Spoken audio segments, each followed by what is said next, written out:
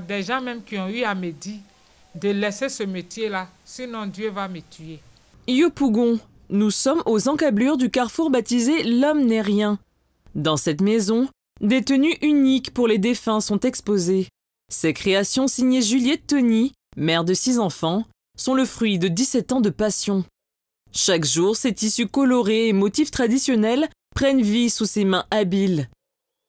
Juliette considère son métier comme un ministère divin qu'elle a reçu à travers un songe. Mon mari, lui, c'est quelqu'un qui vend les décoratifs de cercueils. Donc nous étions au milieu des vendeurs de cercueils.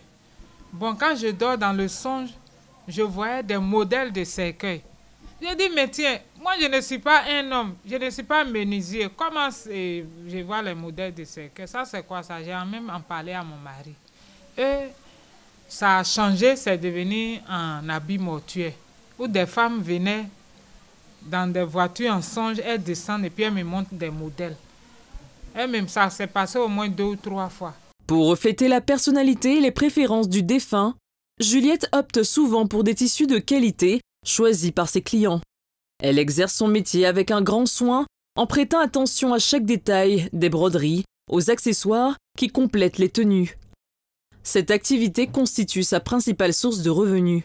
Le prix d'une tenue varie entre 7 000 francs CFA et 50 000 francs CFA. Bon, ce métier-là, pour faire ce métier-là, il faut être véridique. Il faut être sincère. Il faut aimer, il faut pardonner. Puisque c'est pas un truc simple. Il ne faut pas donner faux rendez-vous. Je ne fais pas trop cher. Puisque je me dis quoi? Qu'il y a les pauvres, il y a les riches. Je donne même souvent sans prendre l'argent. Il y a des situations, il y a des cas. Il y a des gens même qui décèdent à la morgue, ils n'ont rien.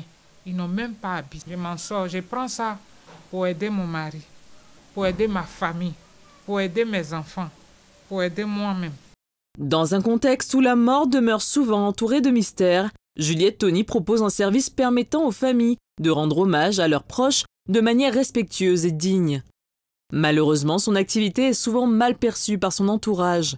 Pourtant, Juliette se situe à la fin du cycle de la vie et son travail est essentiel pour ceux qui pleurent leurs disparus. Vrai là, quand je suis au magasin, les gens passent là. Les gens trouvent que c'est nous, on souhaite la mort des gens. Il y a des gens qui m'insultent. Il y a des gens qui parlent mal. Il y a des gens qui insultent. En tout cas, ça me fait mal. Donc nous, c'est pour leur dire que moi, je ne souhaite pas la mort de quelqu'un. La mort vient de Dieu. La mort ne vient pas de quelqu'un. Il y a des gens même qui ont eu à me dire de laisser ce métier-là, sinon Dieu va me tuer. Des familles en deuil parcourent de grandes distances pour bénéficier de son expertise. Avec une équipe de 2 personnes, Juliette souhaite pérenniser son métier. Son atelier a été démoli dans le district d'Abidjan dans le cadre d'un programme de lutte contre le désordre urbain. Aujourd'hui, sa maison est devenue un lieu de rencontre où la vie et la mort se côtoient, un abri qui offre du réconfort à ceux qui traversent des moments difficiles.